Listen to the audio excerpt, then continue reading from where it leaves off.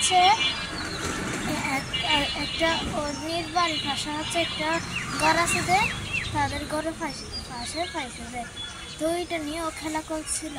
আমি বলতেছি কি এটা আমাকে দিয়ে ফেলে, এটাতে কিচ্ছু থাকতে পারে। ও আমাকে দেয়নি, সেটা গাছের মারামার আমার মুখে পড়ছে। এটা একটা বড় এসিডের বোতলের মতন লাল লাল পানি। হ্যাঁ, যারা জিনিস কিনলে কি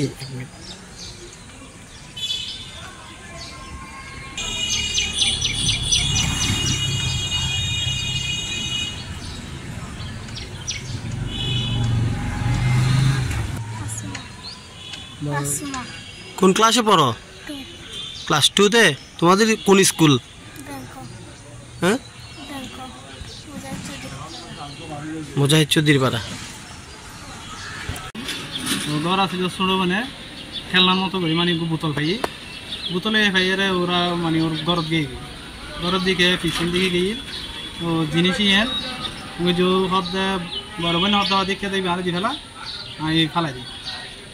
এখন ওই যে নদী আর মেলা মাঝি গাছত করছি, এখন গাছত করিয়ে ওর গাথায়ের ইঞ্চিত কিন করছি। এখন এই ধরনের দ্রব্য তো কেউ ঘরের সামনে রাখুন তো উচিত ন।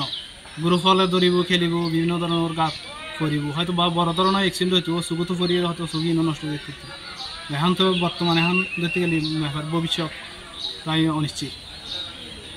কেমিক্যালের একটি দেওয়াল দিয়ে এখন আরও মানে ওরা যারা প্রাথমিকভাবে ওরা নিজেরাই স্বীকার করছে যে মানে একবার আছে ও মানে ও নিজে মানে গরু একবার হয়ে যায়, মানে গরুর লাই এমনি আবার কিনলে জানি এমনি হয়ে আবার এরা জিনিসই আবার বিভিন্ন পাশের পার্শ্ববর্তী গরব যারা আছে তারারও দিলে কি।